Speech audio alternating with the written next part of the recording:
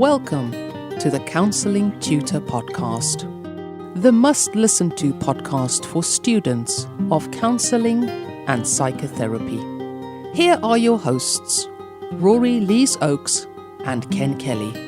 Hi, I'm Rory, and as always, with me is Ken. How are you, Ken? Exceptionally well, Rory. So glad to be here. Thank you for tuning in to the Counselling Tutor Podcast. This is episode 140. We have 3 topics of discussion today, starting off with speaking about anti-discriminatory practice. Then we're going to check in with our good friends at CPCAB, and we're going to be speaking with Heather Price. Well, you spoke with Heather, Rory, and you spoke about dual relationships with tutors during your studies. Yes, absolutely. What happens if a tutor is known to a student in any other capacity than being a tutor? Maybe they know them in a social setting, maybe they're related in some way. How is that managed? And this does sometimes happen.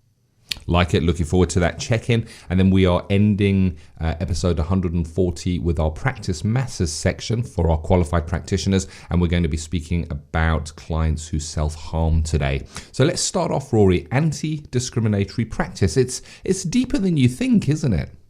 It is, and it's a topic that came up in our Facebook page. And if you don't know our Facebook page is, you go to Facebook, type in Counselling Tutor. You'll find our Facebook page. It's got thousands and thousands of like-minded people, all interested in the world of counselling and psychotherapy. We've got some tutors there. We've got lots of students. We've got qualified colleagues, and they're all talking about topics relating to counselling. And this one came up, and it is because sometimes we can disadvantage someone because we're just not deliberately, but because we're just not aware that they have needs that need fulfilling. And in fact, one of the pieces of legislation that certainly in the UK that covers discrimination is the Equality Act. It was in 2010 it came out. I remember it coming out actually, and it brought together lots of different pieces of legislation. And what happened was, as part of that legislation, there are what's called 9 protected characteristics. So if you cannot discriminate against someone because of age, disability, gender reassignment, marriage and civil partnership, pregnancy or maternity, race, religion or belief, sex or sexual orientation. So I think it's useful in personal development. When we do the personal development groups, when we're thinking about our experience of people, just to maybe have a think, do we have a kind of a prejudice? Are there things or stereotypes that come up when we think of those 9 protected characteristics? I think it's really good to work that through in maybe personal development groups or your own therapy, because it is easy to disadvantage someone. And one way of disadvantage someone is blaming their difficulties that they're having they come to see you as a counsellor and maybe they're gay. And you think, well, of course they're going to be depressed because they're gay. And I've actually heard this in training groups. Well, of course, it's going to be difficult for someone who's a different sexual orientation. Of course they're going to be depressed. No. What you're doing is you're blaming their difficulties on who they are. It may be that their depression is generated from something completely different to their sexual orientation. So we have to be on guard with that. And there's something called overt discrimination, and that's where people are just blatantly discriminatory.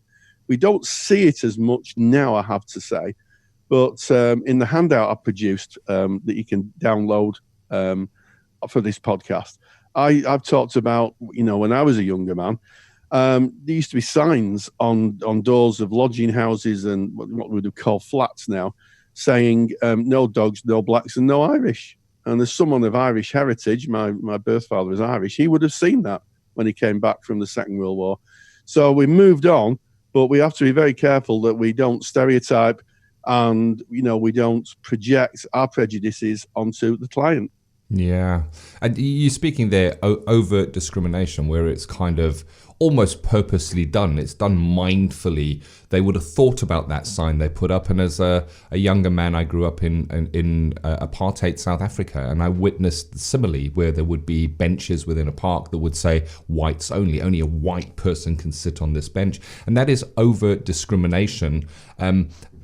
thinking about this, I think that what we're more likely to kind of experience as counsellors, psychotherapists is the covert discrimination, where it's not purposely done, Rory, where it's linked into maybe what you've learned as a child, who you are as a person. And I guess that's why you've said that the personal development is so important, really looking at yourself, who you are, what your beliefs are, what your family has taught you, what you kind of, how you see that world, because that covert discrimination is just as hurtful, and it's something we need to be aware of. Absolutely. Many years ago, when I was a support worker, I used to support someone who was a wheelchair user. I remember going down to a garden centre and my client paying for something that they'd bought, and the assistant giving the money to me. So the client paid and the assistant gave me the money. And I said, "Why are you giving me the money?" And she was quite embarrassed about that. But I thought it was useful to highlight the fact that actually this person was quite capable of holding their hands out and taking, 70 pence off another individual. But that is the sort of covert discrimination that can happen. It's sometimes it's subconscious. Yeah, I had a incident recently. A friend of mine immigrated from South Africa, and she needed to buy a car, and I know where all the car sales places are. So I said, "I'll go with you to the car sales places," and I was really surprised by how she almost became invisible to the car salespeople, and they directed everything at me, even after me saying, "I'm not here to buy the car. This is my friend. She is here buying the car." It was still, when speaking about the specs of the car, the eye contact was on me, and I guess that is that covert. It's the person who they are. They're not doing that purposely, I guess. No, and sometimes it can be a societal thing. Our society is evolving. And, exactly that. My wife's had the same experience where she's gone to buy something and the person's talked to me. And that person, kind of was quite clear why that wasn't a good idea. Not a very good idea to do that to my wife, quite frankly. So she had a frank exchange of views with the particular person. But I also think that one of the things we've got to be very, very careful of is when we work with clients who may have been abused or had a very difficult, neglectful upbringing, is treating them like victims and seeing them as a victim. I think that is a subconscious discrimination, because I always use the term survivor. If a client uses the term victim, that's a self-affirmation.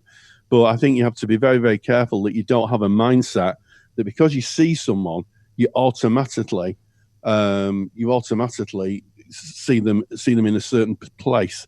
And I think that we need to just be on top of that. And it all comes down to one thing, Ken: listening to the client. 100%. It comes down to one thing: just listening to the client and getting to understand their frame of reference and their worldview. Bingo. Being in the client's frame of reference, as you kind of outlined that, Rory, of maybe feeling sorry for a client from what they may have been through. That's not being in that client's frame of reference. That's not empathy. That's not what we're taught empathy is. It really is walking in their shoes, understanding how they see it and they feel it. I look back to my own practice. When I first went into private practice, I put up my adverts and I built my website, and I operated my private practice from a room in my home. And that room in my home was upstairs.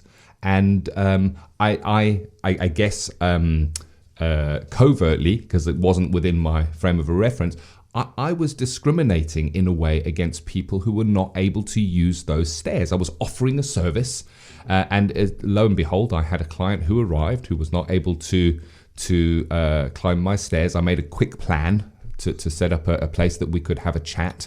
And I learned a lot from that. That was a big eye-opener for me. And as a result of that, I booked a room which was on a ground level close by that I would use for clients who struggled with the stairs, because I needed to operate a service that was open to all.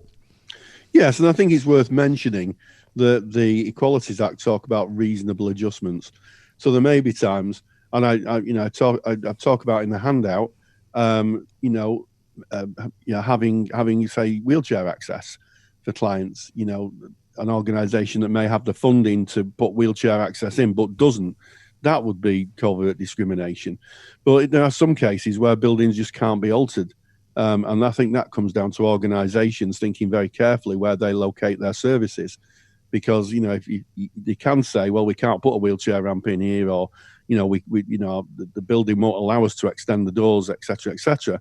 But I think on an organisational level, that's about someone saying, well, hang on a second, is this building suitable for purpose if we're offering a public service? 100%. And if you are in that situation where you are not able to have wheelchair access, then it's worth mentioning that. It's worth mentioning it on your website. And again, as you say, Rory, just rethinking, are our premises fit for purpose? And Rory, you've mentioned the handout a few times. This is one of Rory's super duper handouts. You have to get this. It goes through discriminatory practice, what to look for. It's got covert, it's got overt in it. It's got some examples in it for you. It also has the 9 protected characteristics from the Equalities Act of 2010. So a really good document for students and qualified practitioners as well. And you can get that free of charge. All you need to do is go to our website, which is counsellingtutor.com. Click on the podcast tab, make your way to episode 140. That's today's episode. All the show notes of what Rory and I discuss are there with external links for further reading. And of course, from that very page, episode 140, you can download your super duper handout. You just put in your email address and we will send it to you. And if you are a member of our paid for resources, our premium resources, well, that has already been added to your dashboard. So no need to go and download that. It's there for you already. But there you have it, discriminatory practice. And then moving on to our next section, Rory, which is the check-in with CPCAB, our good friends. And you spoke with Heather Price on dual relationships with tutors.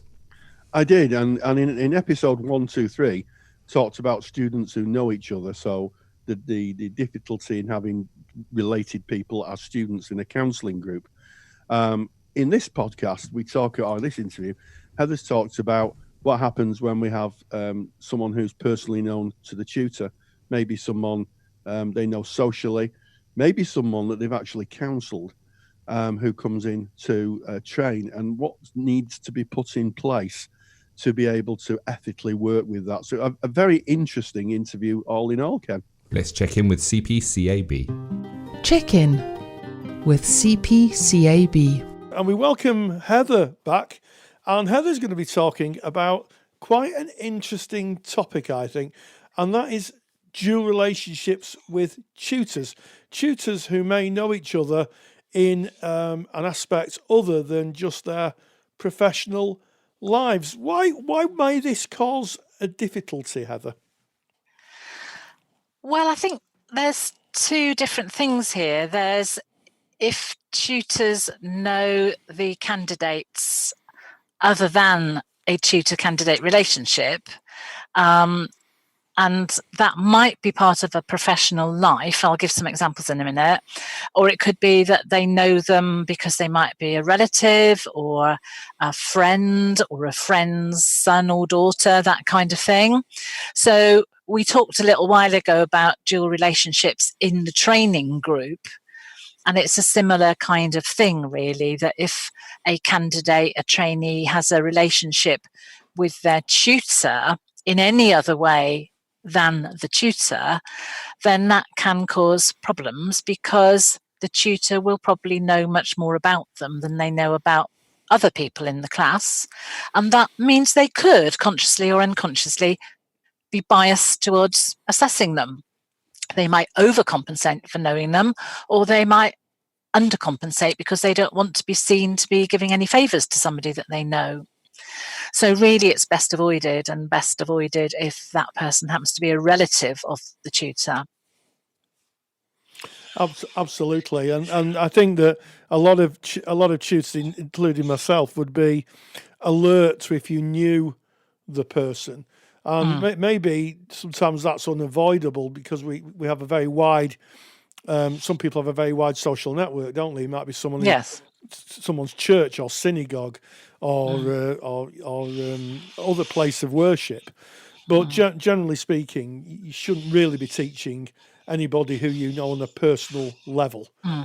That's right. And I guess usually it would be picked up at interview, where if the tutor recognises that they know someone in front of them who's applying for one of their courses that they're teaching on, then they're going to flag that up at that point, and hopefully the trainee would flag that up as well. But they may not always, or they might be interviewed by somebody who doesn't end up being their tutor on their chosen programme. So things can slip through, but they need to be dealt with very early on in the course. And it might mean sometimes that a candidate has to swap groups. If there's an alternative group running on a different day or evening instead of a day or something, that might be possible. Otherwise, that's not good really from an assessment point of view. And I think the other thing is that tutors, particularly on the higher levels, might come across candidates where they have been a personal therapist for that candidate, or maybe a supervisor, and then they find that student in their class and they're now their tutor and their assessor. And that's not really good practice. Although I think the BACP does say that dual relationships are acceptable if handled and managed appropriately, it's actually very hard to manage those roles within a classroom situation. And again, if a tutor has been a personal therapist to somebody who then pops up in their class, they know so much more about that person. It would be quite hard not to be biased in some way against their assessment. Similarly, if they'd been their supervisor. Yes, absolutely. And of course, I guess the scenario of a student walking in who the tutor was actively counselling should be avoided at all costs. Yeah, absolutely. And it can cause difficulties, because if a student has been going to a counsellor, to a personal therapist, and built up a relationship with them, then they probably don't want to stop that personal therapy. But if that person pops up as being their tutor, then really that's a no-go. So they have to make a choice, really. They carry on with the personal therapy but not join that tutors group, or vice versa. And similarly, if that person happened to be a supervisor, then they do need to stop using that person as a supervisor while they are their tutor, because the tutor is in an assessor role as well as being a tutor delivering the content of the course. Yeah, so even though ethical bodies, and you mentioned the BACP in particular, say it's advisable and it should be managed. It's advisable not to, but it should, if it happens, it should be managed. The reality of it may be quite tricky to do, and in fact, the reality of it may be that it might be impossible to manage without somebody either leaving the therapy or going to a different tutor, going to a different group. Yeah. And I think with the supervision, well, the supervisor at level 4 and 5 and the supervisory supervisor at level 6 with CPCAB needs to write a supervision report for that candidate. And so that is usually seen by the tutor. So if the tutor and the supervisor are one and the same person, then that becomes very complicated and doesn't really work. If it's absolutely unavoidable, I mean, we have had instances where maybe a tutor has gone off sick in the middle of a year and the college or the centre has had to employ someone else in a hurry, and that person may be a personal therapist or a supervisor to some of those students. And that would be very hard to break those relationships in the middle of a year. But at those levels, there must always be a second tutor. So then it would be the second tutor that would have to be responsible for assessing that candidate's work.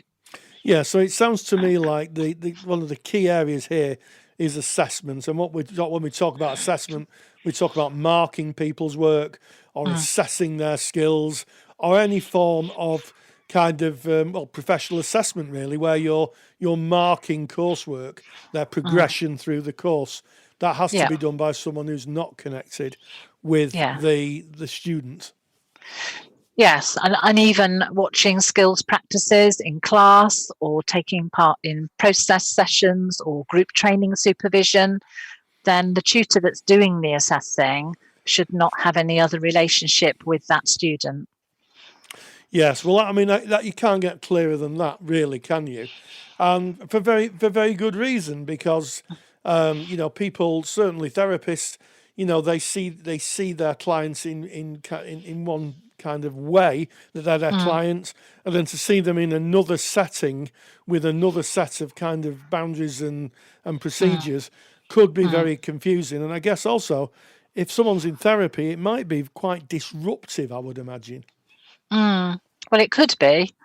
And usually if the therapist is not the tutor wouldn't know about that unless the student chose to tell the tutor. They might be going through a really difficult time and might not want their tutors to know about that at that particular time, because it might affect their progress on the course. But if the tutor was also the personal therapist, then of course they know exactly what's going on, and may then feel that they need to act in a different way than they would if they didn't know about that. Yes, confused you should be, because Yes. I'm sitting here thinking, God, this is just so confusing. And I guess it's kind of mirroring how that might feel for someone who's either the tutor / therapist / supervisor, or the student / supervisee / client. It becomes not very transparent. It becomes very muddy. Yes, absolutely. And I think as far as the rest of the group is concerned, they wouldn't want to think that one of their peers was known much better and in a different way than they were, because that peer has had a relationship with the tutor in a different format, be it personal therapist or supervisor or whatever. So I think it does sound very confusing, but the clarity is that the roles need to be kept completely separate. That's easy to say, but as we've said, that's not always easy to enforce, particularly when staff have to change over quickly or suddenly, and someone else might be drafted in.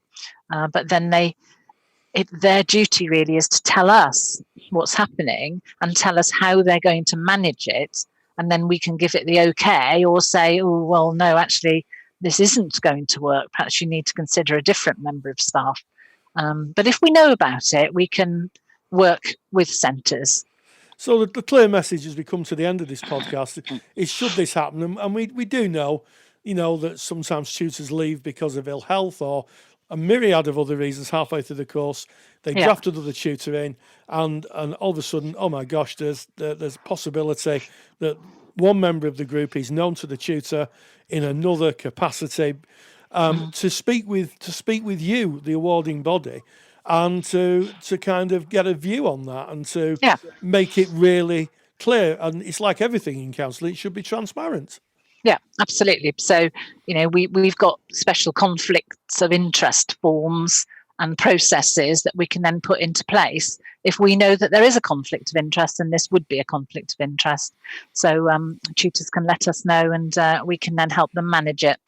And that, of course, protects tutors too, because if they've been transparent and should a complaint arise, if they have been very clear and managed that and done everything and made a record of it, then that becomes the basis of, I guess, defensible decision making and a way of protecting themselves against unnecessary complaints. Yeah, you're absolutely right, because it works as well for the tutor in that way, that they are safeguarding themselves in case somebody pops up later and says, well, because you knew this about me, because you were my personal therapist, you've been unfair in how you've assessed my work or whatever. So if they make it open and transparent and let us know, then we can be sort of pre-warned, forearmed or whatever.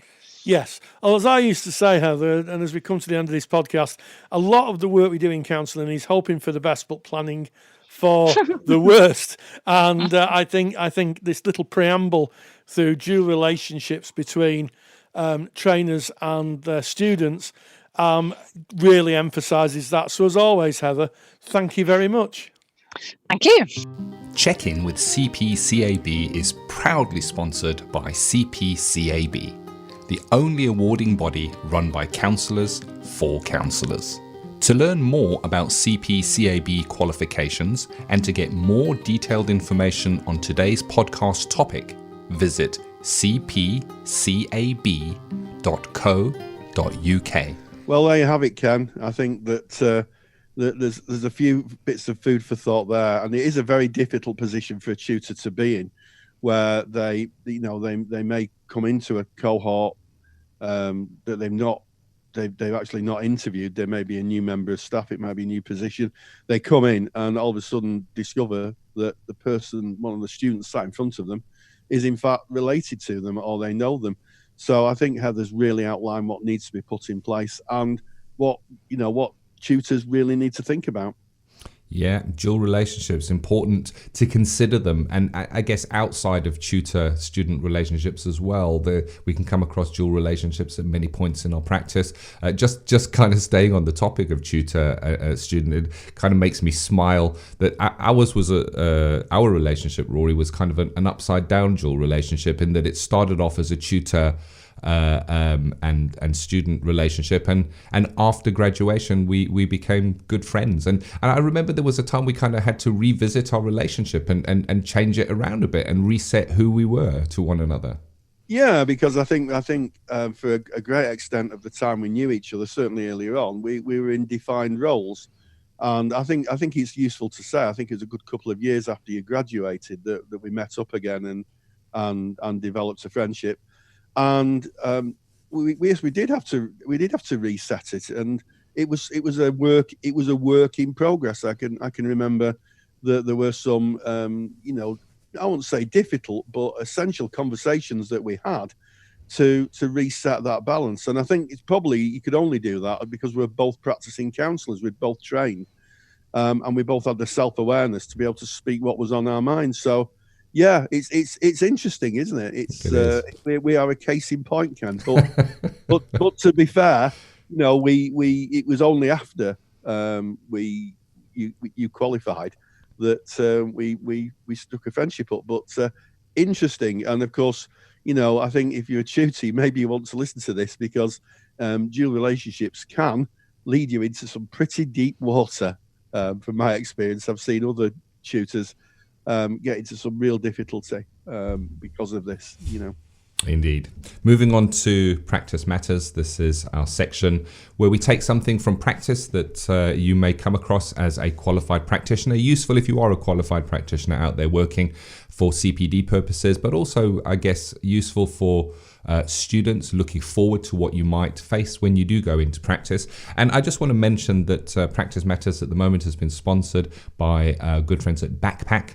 Backpack is basically it is online software. It's like an app and it's developed for counsellors and psychotherapists to manage your practice. It keeps your notes, it keeps your diary, it even kind of keeps your books for you. It sends your clients messages to remind them about your appointments. And Backpack have kindly offered a 30% discount on their application for any counsellor or psychotherapist who wants to use that from this podcast. And to get that, you go to Backpack's website, which is bac-pac.co.uk,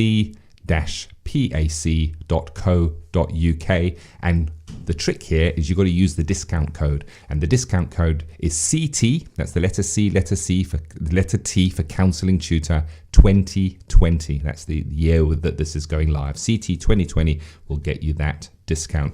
So today we are looking at clients who self-harm. I think this is a misunderstood area, Rory, and I think that people would maybe be surprised if not kind of versed in this at how prevalent it is.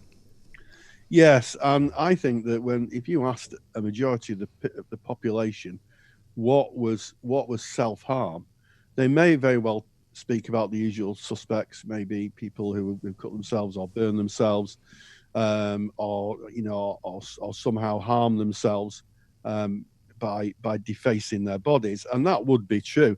But actually, self-harm could be quite subtle. Many years ago, I came across an individual who was a rugby player, and he would get smashed up every single rugby match. Badly smashed up, and he'd broken bones, and it was more than if you play rugby, it's a contact sport, so you'd expect people to get injuries. But this was far more than just playing rugby. And it was pointed out to me that is this person trying to self-harm?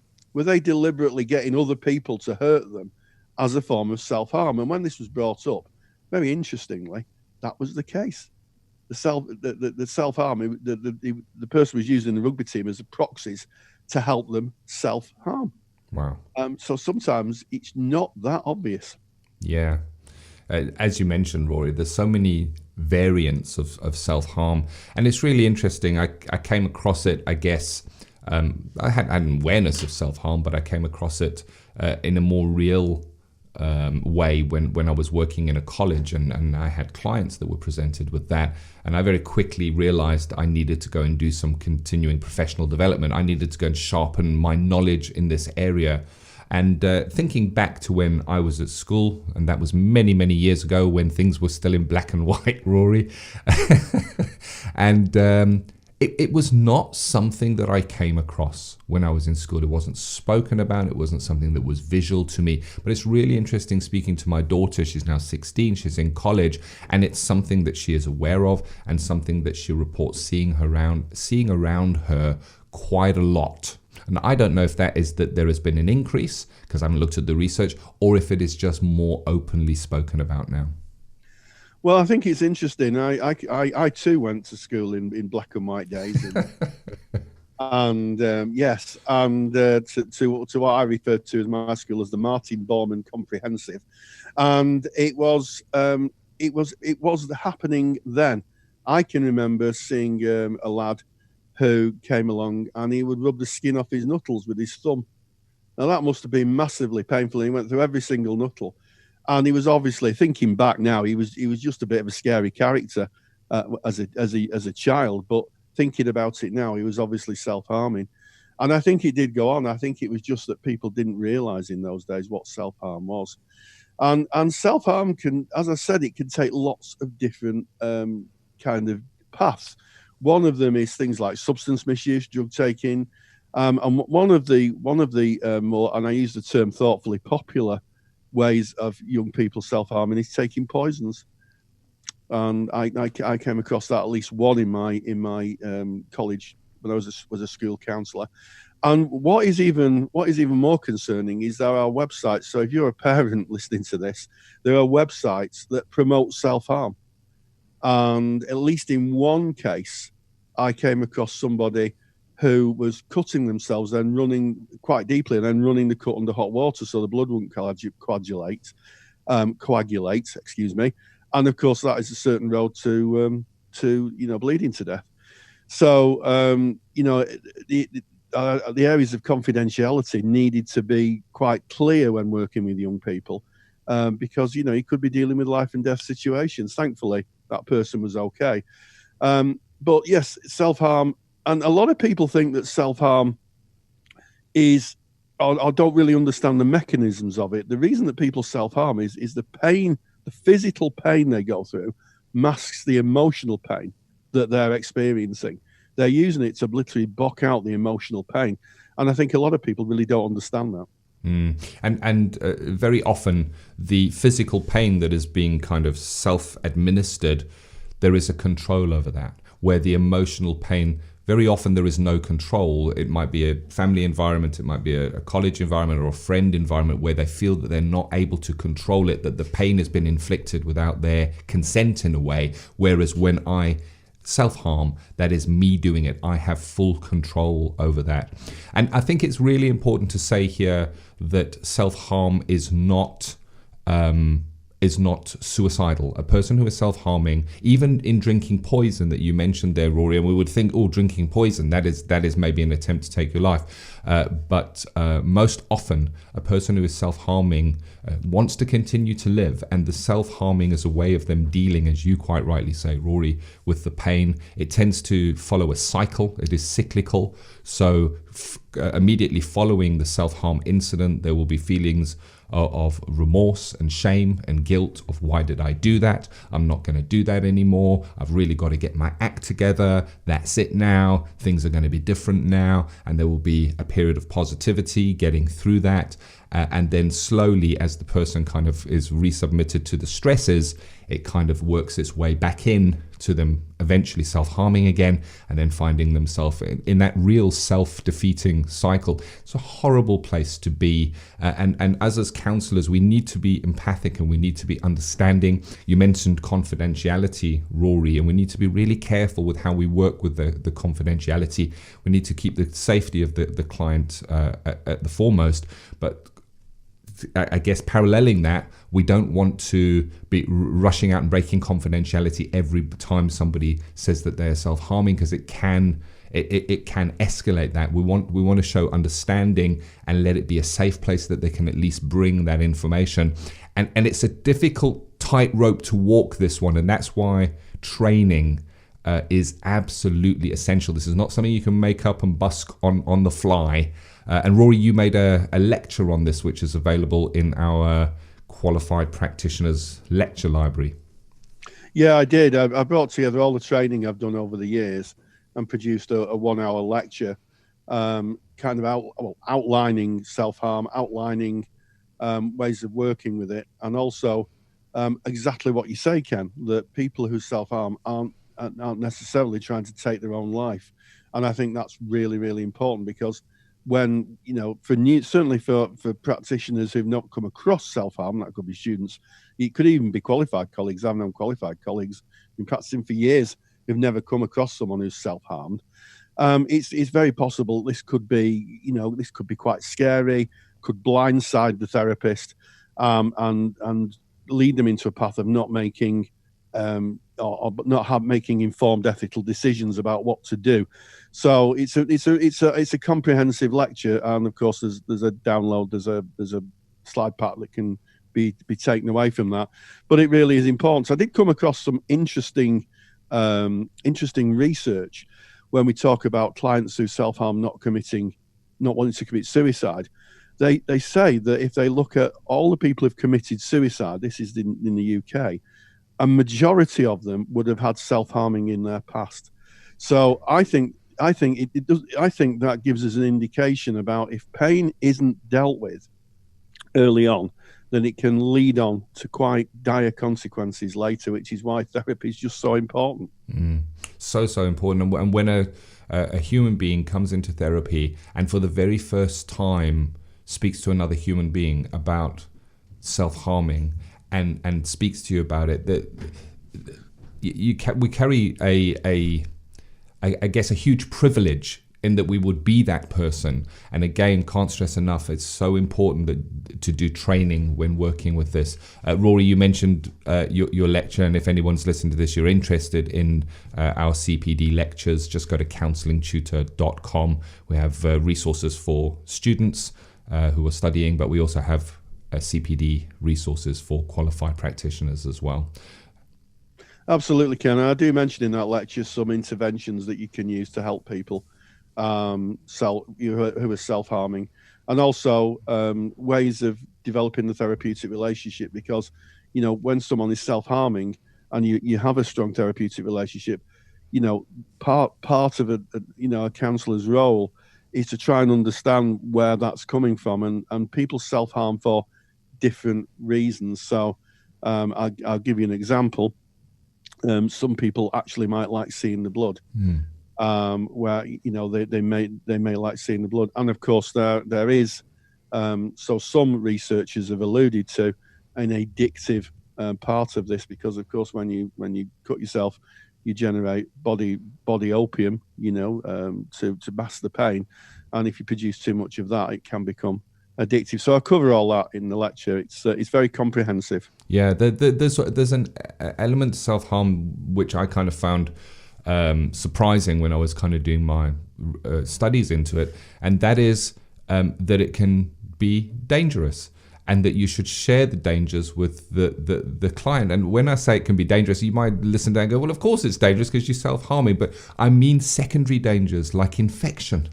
If somebody is cutting, there is a possibility that they may get infected, and that's often not thought of as when dealing with self-harm. It's kind of go to the actual harming itself, but just sharing simple wound cleaning techniques, things like that, are important and can really help. Yeah. Yeah, and avoiding certain areas of the body as well. If someone is cutting themselves, to avoid certain areas of the body so they don't go across arteries, or because there have been cases where people have self-harm and they've actually bled to death because they've just hit the wrong part of the body. So there is a kind of educational aspect. And if you say to the general public, I was helping educate someone in safe self-harm, they would think you're crazy. They think you're nuts. But the fact of the matter is that sometimes you need that kind of educative element. I think certainly when you're working with children, because they're not going to stop. I mean, this is the thing. Just because you say to someone, don't self-harm, that's a bad thing. It doesn't mean they're going to stop. You have to work with the process of them withdrawing from it. And I think that's sometimes something that isn't given a lot of thought.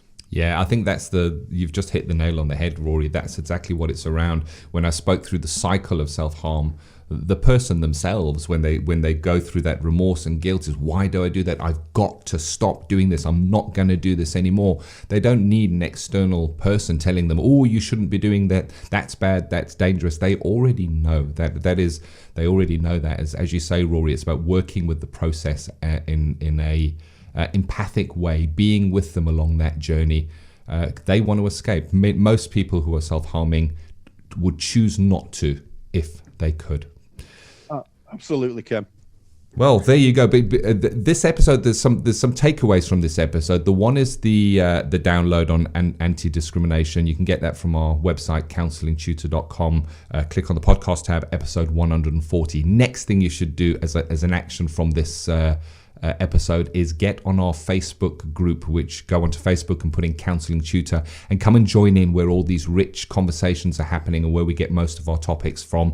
And the third one is, if you are a qualified practitioner, go to counsellingtutor.com on our homepage. Check out the CPD provision that we have. It's on demand. You do it from your own home and they are all certified. So there it is, Rory, episode 140. And what a packed episode. We talked about anti-discriminatory practice in the beginning. We then went on to hear Heather from our good friends at CPCAB talking about due relationships with tutors. And then the outro was the sobering but essential discussion on self-harm. So that ends this podcast. And as always, stay grounded and definitely stay safe. Take the stress out of your counselling studies and get the support of Rory and I by joining us in the Counselling Study Resource.